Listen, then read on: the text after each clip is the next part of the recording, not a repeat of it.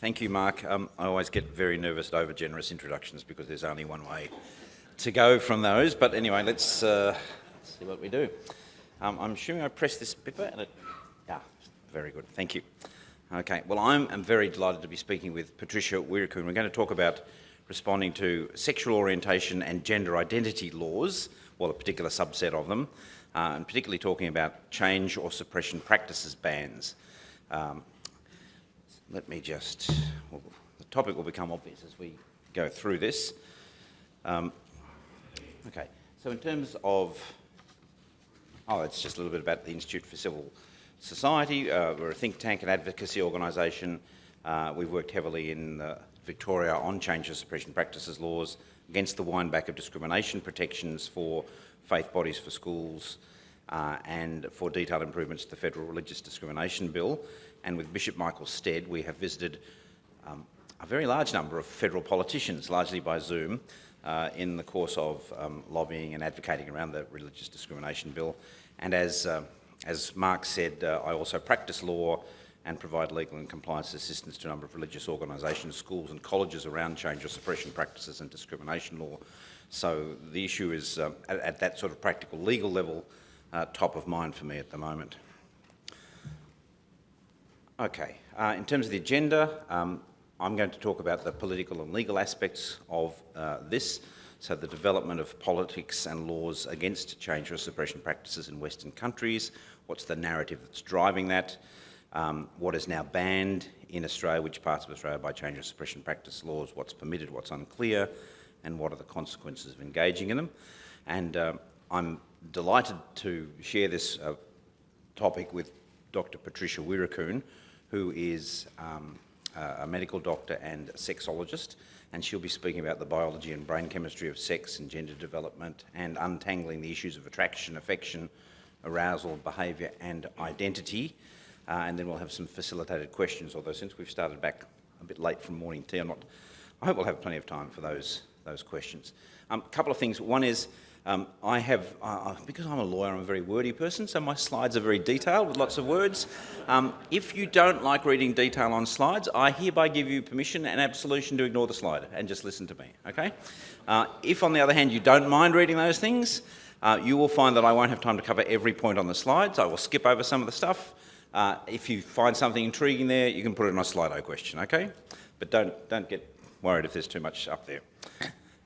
And then this remember down the bottom, a reminder here, is really important. It's for me as much as for you. So when we talk about sexuality and gender issues, they really are multidisciplinary. So they have relational content, pastoral content, medical, practical, political, psychological, legal, theological and organisational consequences and dimensions. So it really is multifaceted, which is why I'm so pleased to be able to speak with Patricia on it today. But as we go through, you will see there are some, I think, outrageous claims made by some activists in this area. But we always need to remember that when we're dealing with someone who is experiencing same-sex attraction or gender dysphoria or gender incongruence, we are often dealing with someone who's experiencing pain, and may have experienced rejection, and particularly from maybe the Christian community in the past, not necessarily, but maybe. So we have to meet the person, the individual person we're dealing with love and care and respect. And the way we deal with an individual, such an individual person, may well be different to the way that we engage with a politician or with a political agenda or an activist. Okay, we need to think, who are we talking to here? What's this conversation about? So that's to remind me, but it's also to remind you as we go through this. All right. So the progress of laws prohibiting change or suppression practices on sexual orientation, gender identity across the West. So it started about 2013. It's an agenda item on the LGBTI activists list to say we need to ban all attempts to... Initially it started as convert people who are gay, to stop practices converting gay people to try to become straight people. Now this was, this is stuff from the 30s, the 40s, the 50s and the 60s. A lot of it was done by secular psychiatrists and secular medical, and remembering that in those days the entire society was not accepting of homosexuality. And there are some horrible stories of aversion therapy and the like, but I'll come back to that. Anyway, so from 2013 to 2020, 20 US states and 3 Canadian provinces passed laws banning attempts to change or suppress people's sexual orientation or gender identity. Malta and Germany joined in 2016-2020, and then in Australia we got our first law in Queensland, but it was limited by amendments, so it only applies as a restriction on what health services providers can do. So the only people who are subject to the ban law in Queensland are health services providers, and they have a nice big defence to say that they can do whatever is necessary in their reasonable professional judgment. So it's unlikely that the Queensland law is going to cause major havoc to anyone. But the Queensland law was followed by the ACT law in 2020, and the ACT banned change practices in relation to people under 18. So you couldn't engage in a change or suppression practice in relation to a person under 18 or someone who without decision-making capacity. And the fact that that person had consented was no defence. And then Victoria came in 2021, and it banned change or suppression practices by anyone in relation to anyone. So it wasn't just people under 18, it's anybody. Nobody can nobody can engage in any sort of conduct, including a conversation, in relation to anybody else, which would have the possible effect of inducing them to consider changing their sexual orientation or suppressing it, or changing their gender identity or suppressing it. And consent is no defence. So you can see it's expanding out. And then Canada nationally banned change or suppression practice in late 2021 in relation to all people. New Zealand in 2022. And England has indicated it will legislate against change or suppression practices, but only in relation to sexual orientation, not in relation to gender identity, for reasons which will become apparent. And Scotland will ban both. This is not just an ACT and Victorian problem, because the WA government has promised, before it was elected, to introduce a ban based on the Victorian legislation, and the Tasmanian law reform body is going to come out with a bill for banning change or suppression practices. And I would expect you will see this is a wave which is being pushed by activists on a sort of a harm minimisation rationale across the Western world. So once New Zealand, Canada and England have introduced these things, I think you'll find pressure in New South Wales and Queensland and other jurisdictions to do it also. So let's think then about the narrative and the strategy behind laws prohibiting change or suppression. And I'm going to break this up because sexual orientation is a very different thing to gender identity, even though they're bundled together always in these laws. Let's think about what's the narrative behind laws prohibiting change or suppression of sexual orientation. Well, it starts, as I mentioned before, with the real historic stories of abusive practices in non-consensual and aversion therapy. Things like, in the worst cases, electroshock therapy, or giving people a drug or something to make them vomit, and when they had particular same-sex attracted thoughts. So really horrible and abusive things. It's, things done in the 50s and the 60s and earlier. But then it broadens out beyond those sort of things, which are usually done by, as I say, secular psychiatrists and doctors, to stories of people who tried to change their sexual orientation by usually voluntary participation in talking therapies, including counselling and prayer in religious contexts. So you might remember Exodus Ministries and the other ex-gay sort of ministries. And they had some success, and they had some cases of failure. And quite a few people coming out of those therapies or those prayer or counselling experienced failure, that is to say they didn't get the desired change in their sexual orientation, nor, a bit closer, sorry, thank you, nor did they, or they may have experienced disappointment or trauma. So, and the origin of this, of the Victorian law is in a report by the La Trobe University and Human Rights Law Centre Preventing Harm, Promoting Justice, which is based on 15 people's negative stories, all, I think almost all in religious contexts.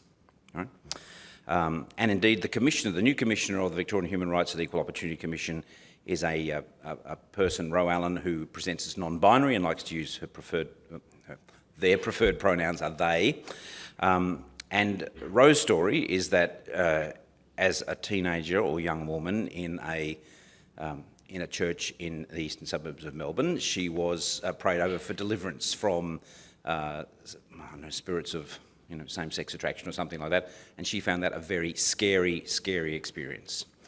And so she has a personal motivation to try to stop this sort of thing because of her own trauma. Now, fine, that there are stories of harm, but note behind that stories of harm, there's an assumption that sexual orientation is immutable, and all attempts to change it must therefore be mad and harmful. That is, it can never work. But the narrative and the government policies behind this completely ignore the counter-stories of people who sought out and benefited from such talking therapies, including some people whose sexual orientation, who didn't experience a change in sexual orientation. So in the document that's picked up in the picture there, at freetochange.org, you can read, see some video testimonies of 78 people ex-LGBT people, who went through these talking therapies or prayer therapies and experienced positive change, either to be still same-sex attracted but living celibate, or change their orientation so that they had either a bi orientation or a hetero orientation, married, partnered, had kids. So what does that mean? Well, I'm not an expert in this area, Patricia is, but it seems to me some of these things, this works for some people and it doesn't work for some people. Sometimes it's done very badly, sometimes it's done very well. That appears to me, as an amateur in this.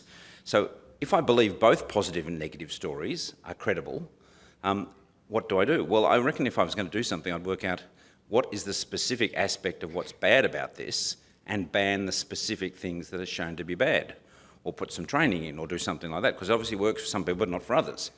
And yet what the governments have done everywhere is said, let's ban everything. It's all bad, and we don't want to hear about any positive stories. We don't want to hear that it works because our doctrine, our ideology is that sexual orientation is immutable, which, as Patricia will tell us, is not the science. After having gone through that sort of moved at the harm from the harm basis, the narrative then shifts from the elimination of harm about particular abusive practices to an ideological ban on any worldview which does not affirm that a person's sexual orientation or gender identity is not broken or in need of fixing. So you'll see that in the Victorian Act, that Parliament denounces change or suppression practices, or the idea that anyone is broken or in need of fixing in their sexuality. Now that's not harm minimisation, that's ideology. That's saying we know this is the way human beings are built and therefore it will be like this. In Canada, this is the National Parliament of Canada enacted their ban late last year, and the preamble says this: whereas conversion therapy causes harm to society because, among other things, it is based on and propagates myths and stereotypes about sexual orientation, gender identity and gender expression, including the myth that heterosexuality, cisgender gender identity and gender expression that conforms to the sex assigned to a person at birth are to be preferred over all other sexual orientations, gender identities and gender expressions, and whereas in light of those harms it is important to discourage and denounce the provision of conversion therapy in order to protect the human dignity and equality of all Canadians, the Parliament bans it. Okay? Now you read that, you understand the mindset behind these bans. CSPs, change or suppression practices, are so harmful that they are banned regardless of whether or not an adult consents to them. And so having built that narrative of awful change, we use definition, or the advocates use definition expansion to not just ban conversion practices, changing someone from one orientation to another, but suppression. Anything that would suppress you from expressing a gay orientation or particular gender identity. Now that obviously sets up immediately a possible conflict with religious counselling for abstinence or celibacy. And you don't just ban conduct which is shown to be harmful, but as I said, you ban all conduct, including consensual conduct. So you're a 40-year-old male, you're having unwanted sexual feelings, you want to talk to your friend, you want to talk to your pastor, you want to talk to a psychologist about it, and ask them to give you some tips on how to think otherwise. It's illegal. It's now illegal in Victoria to do that, even if you're a 40-year-old male. Okay. And as I say, the religious worldview is explicitly in view here, and you can read that in the last dot point there. Okay, shifting then to gender identity, there is relatively little evidence of practices attempting to change a person's gender identity compared to sexual orientation, but gender identity has been added in by activists because they consider, in their calculation, that lesbian and gay go well with transgender in a common agenda against heteronormativity and are a stronger political force together.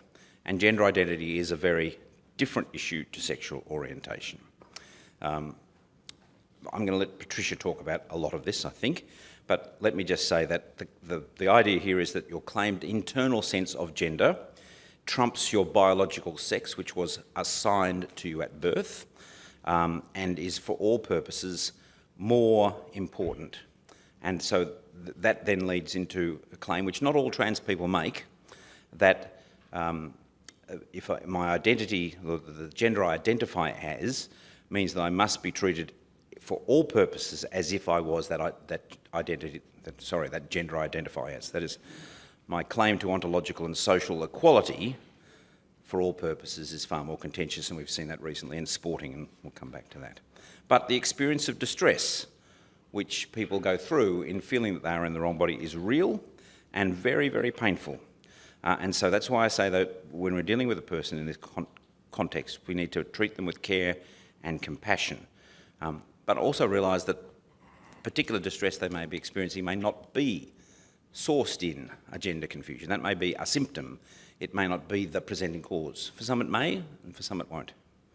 And the big pastoral policy and legal question for churches and religious groups is, at what point and in what ways will our group, our church, or a school, or other group, decide to accept changes which a person is making in their expression of their gender expression?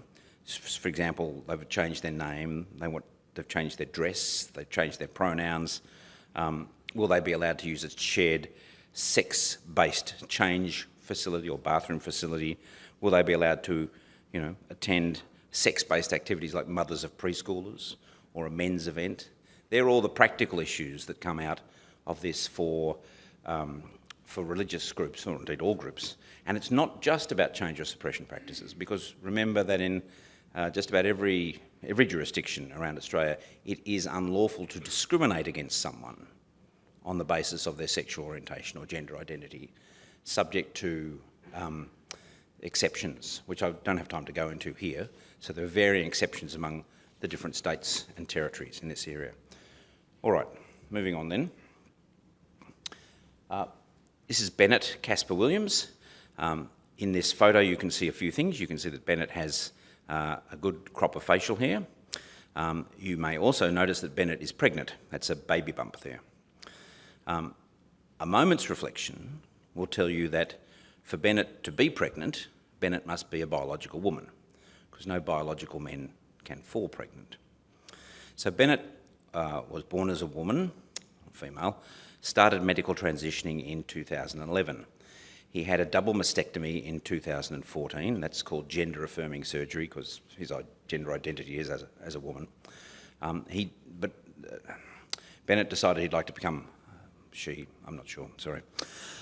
Bennett decided that Bennett wanted to become pregnant. Sorry, that was just a slip. I'm not being facetious. Wanted to become pregnant, so paused the testosterone hormone therapy which Bennett was on in order to fall pregnant, and gave birth to a son in 2020.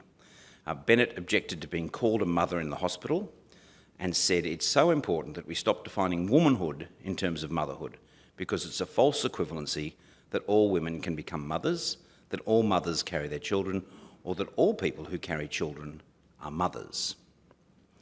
Now that is one of the more extreme claims of trans activists, and as I said, not all trans people would say those things. So when I think Mark Yarhouse says, if you've met one trans person, you've met one trans person. You shouldn't generalise from that one person to everybody else, okay? But this is an out there activist position. So in your church, if Bennett arrived, would Bennett be able to go to the men's group or to the mothers of preschoolers group? And then we've got the famous example which Steve referred to before of Bruce Jenner transitioning to Caitlyn Jenner. Bruce won the 1976 Olympic men's decathlon for the USA. There he is on the left, and he transitioned to become Caitlyn in 2015. There she is on the right. Caitlyn describes herself as a Christian, a Republican, socially liberal and fiscally conservative. Caitlyn has said You may remember the controversy around the trans swimmer Leah Thomas, who was a high-level competition male swimmer, transitioned to become female, participated in the recent NCAA Division 1 women's 500-yard freestyle event and smashed the biological female competition. Caitlyn has said that Leah was not the rightful winner of that event. It's common sense. Now, you're aware we have some of our swimmers like Emily Seaborn saying it's also common sense that an adult male elite swimmer has had years of skeletal and muscular development as a male, and just because they've switched and now taking estrogen does not reduce or take away that long-term advantage that they have built up, and therefore there is a fairness issue for biological females. And that flags a lot of the other issues that sit behind this debate, that yes, people may seek to transition, they may assert a particular identity, but if that requires everyone else to treat them that way, for all purposes or for some purposes, then that has an effect on other people's rights and liberties as well.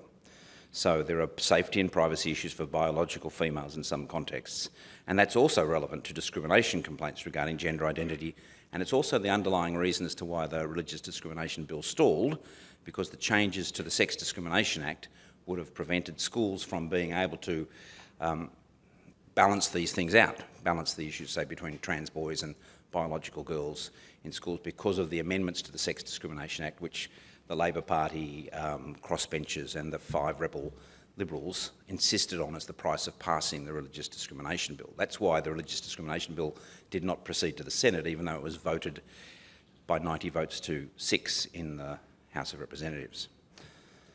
Okay. I'm also going to leave that for Patricia. It's the recent massive increase in late onset child and adolescent gender dysphoria. Let me just pick up a couple of graphs here. There are gender clinics, some gender clinics now say, if a child says, I feel I'm in the wrong body, you don't ask too many questions about that. In the past, you used to say, well, okay, let's sit down and look at all the possible comorbidities and presenting sources of your distress and work out if it truly is a gender issue. It might or it might not be. Now we have a number of gender clinics. Tavistock NHS clinic in the UK is the one there, and we have a number in Australia, including the Royal Children's Hospital in Melbourne. The Tavistock clinic saw the number of children and adolescents being referred with gender incongruence, that's a sense of being in the wrong body, rose from 50 in the year 2009 to 2,500 in the year 2020. And in 2019, 200 of them were put on hormonal treatment. That's cross-sex hormones to help them transition their bodies to the other gender. The Royal Children's Hospital, there's a graph here, thank you Josh, showing the number of new patients. So each year is a new patient, each year it shows the number of new patients in that year, and you can see from 2014 went up from about 100 to 2021, it's sitting at about 1,100. That's new patients to the gender clinic. And then the next slide shows us of those ones coming into Melbourne, to the Royal Children's Hospital Melbourne. The orange line shows the number who were newly put on cross-sex hormones. And for those who are pre-pubertal, and Patricia will explain this, those who are put on puberty blockers to stop the development of puberty. So the blue line shows the number in puberty. You can see that's ticking up from 2020, and the number on cross-sex hormones ticking up from 2016. So, and you can, all around the world, you can see this change. All right, so that is the background into which this legislation on change or suppression practices comes. And here we have the Victorian law. I'm just watching my time carefully here. A change or suppression practice. This is what is banned now in Victoria, also banned in the ACT in respect to people under 18. A change or suppression practice means a practice or conduct directed towards a person with or without the person's consent. Now, conduct means any conduct. It could mean a conversation between a religious leader and a person. So a conversation directed towards a person, whether with or without the person's consent, so it doesn't matter if they ask to have the conversation with you or the prayer with you, on the basis of the person's sexual orientation or gender identity for the purpose of changing or suppressing the sexual orientation or gender identity of the person, or inducing the person to change or suppress their sexual orientation or gender identity.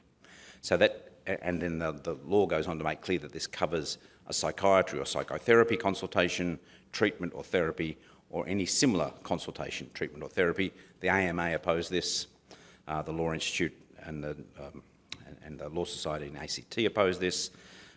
It also explicitly calls out that this law covers carrying out a religious practice, including but not limited to a prayer-based practice, a deliverance practice, or an exorcism.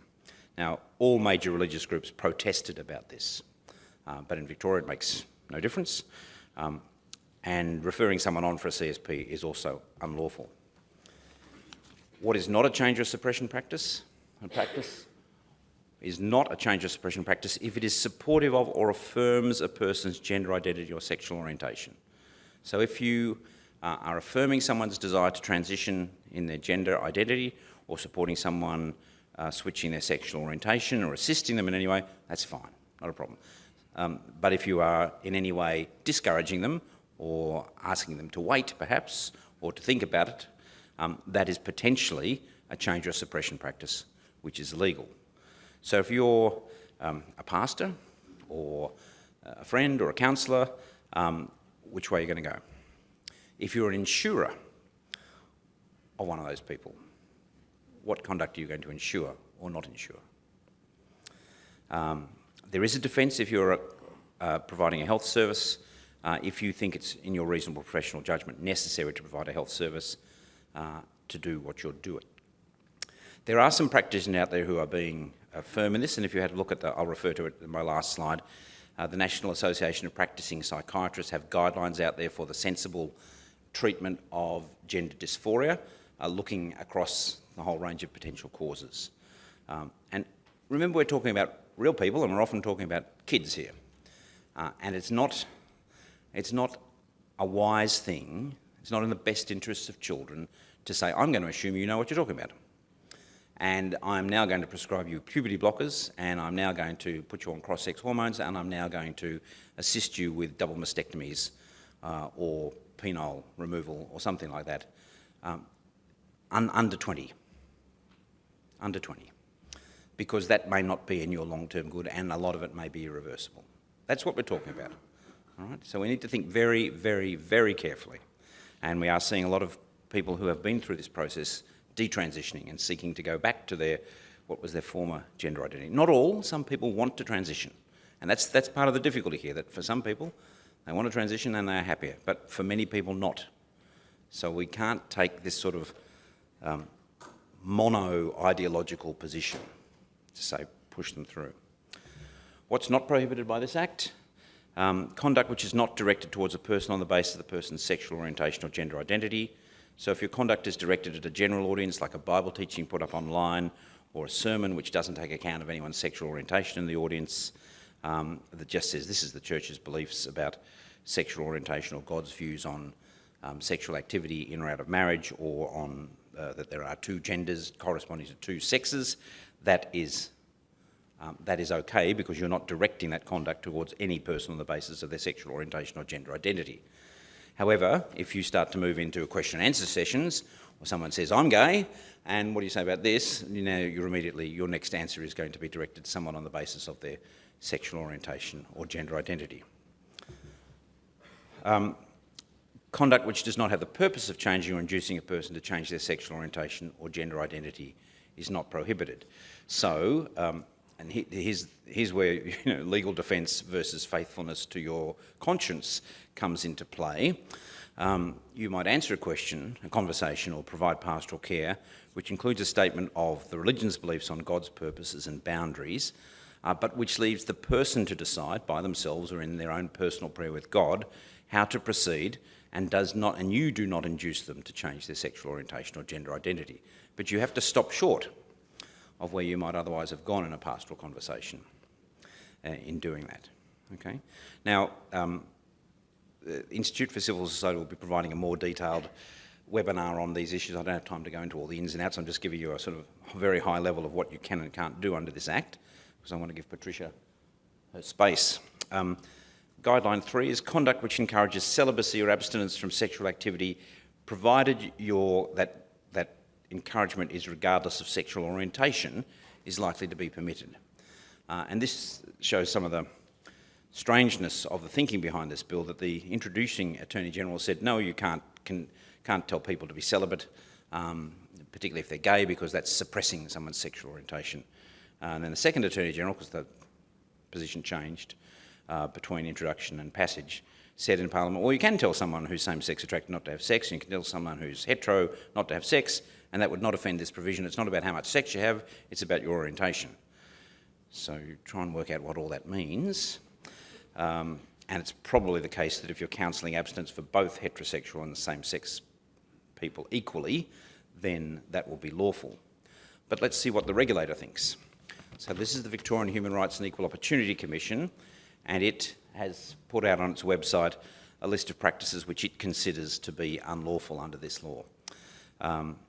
Again, I don't have time to go through all of these, but number one, a religious leader meeting one-on-one and pressuring a member of their congregation to suppress and ignore their feelings of same-sex attraction by practising celibacy. Well, let's just take the word pressuring out, okay, and just says advising. Human Rights Commission thinks that's unlawful. A parent refusing to support their child's request for medical intervention that will enable them to prevent physical changes from puberty, i.e. to take puberty blockers that do not align with the child's gender identity, and denying their child access to any healthcare service that would affirm their child's gender identity. So parents saying, no, you can't go on puberty blockers. Human Rights Commission thinks that might be unlawful. And a religious leader tells a member of their congregation they will be excommunicated, or I've added, stood down from a leadership role or not eligible for a leadership role, if they continue their same-sex relationship, and prohibited from returning as long as that relationship continues. I'm not sure they're right about that one, but it's certainly arguable that that's a suppression practice. Okay. So, this is very serious, isn't it? Because this is effectively the state saying, we have a particular view of sexual morality, we have a particular view of gender and gender identity, and by the way, you want to do yours, here's a court, or here's a tribunal that you can go and explain yourself to. All right, quickly then, the consequences of breach. There are criminal offences. I think it is less likely that we will see criminal prosecutions under this law, but it's not impossible. To have a criminal offence, you have to intentionally engage in one or more change or suppression practices, but remember, that's a conversation, or a sermon, or a prayer. And it has to cause injury or serious injury to a person, and you have to be negligent as to that outcome. Injury means physical injury or harm to mental health, and harm to mental health includes psychological harm. So you can see how injury could be said to have occurred. There are also criminal offences to take a person out of Victoria for a CSP, or to advertise a CSP. And corporate criminal responsibility, if you're running a church or a ministry, the conduct and knowledge of an employee, agent or officer of a body corporate is attributed to the corporation, so the corporation could also be responsible for these criminal offences. And then the more likely way this would be enforced is through civil enforcement powers. So the Victorian Human Rights and Equal Opportunity Commission can come and offer you education, and if you don't want education, they can receive a complaint and facilitate an outcome, asking you to enter into conciliation and then have an agreement which is registered at VCAT and enforceable. They can also, if it's a systemic issue, conduct investigations with compulsory powers and get you to accept enforceable undertakings or issue enforcement notices, and they can commence or ask the police to commence criminal prosecutions. If the VHREOC comes knocking at your door, make sure you've called the lawyer well in advance. And here's another point, vicarious liability. Religious organisations are vicariously liable for any acts and practices of an employee or volunteer engaged in the course of their employment or volunteering, if that act or activity is a change or suppression practice. Okay. However, there's a defence that if you took reasonable precautions to prevent the natural person engaging in a change or suppression practice, then you're not liable. So what I say is get policies in place. So here are some, I don't like sermons that don't have applications, so here are some strategies at the end. Number 1, have a clear statement of faith or biblical values which covers your church's understanding of God's plan for human sexual relationships. So if you believe in chastity outside man-woman marriage and faithfulness within and 2 complementary human genders, or whatever it is, put it in your statement of faith. Make it very clear to everyone that this is what this church or this school or this ministry believes and is on about. Have a clear policy on gender issues and sexual orientation issues in relation to participation in the body, which might well be different from participation in the leadership of the body. So everyone might be welcome, but leaders, as in 2 Timothy, may have to meet certain criteria, including adhering to a particular theological position, both in belief and in lifestyle. Providing training and compliance guidance to staff, including volunteers, on what they can and can't do under the Acts, because as you have seen, what an employee or a volunteer does may well affect the liability and finances of the organisation. And prepare yourselves and your people in advance by learning and preaching the truth in love. There are great books out there by Ed Shaw, David Bennett, War of Loves, Rachel Gilson, Born Again This Way, Mark Yarhouse, Preston Sprinkle, Embodied, which will give you some material on this. And Patricia's also written some good books, which she will talk about. And familiarise yourself with some good psychiatric practices. And here's the link to the National Association of Practising Psychiatrists guidelines on managing dysphoria. Now, there are no risk-free ways of doing this in the current environment, and if you're going to do this, you need to walk a line between the law that says you can't discriminate against people on the grounds of sexual orientation or gender identity, but there are exceptions if you are a religious organisation which is doing something in accordance with doctrine. So that's why I say get your doctrine up front and out there. Secondly, even if you've got your doctrine up front and out there, you may still fall foul in the ACT or Victoria of the change of suppression practices laws. So you need to be very wise about, you need to say these things, but then you need to be wise in the amount of detail you put in as to how you're going to implement them, and in terms of what accommodations, if any, you will make for people who are transitioning in gender.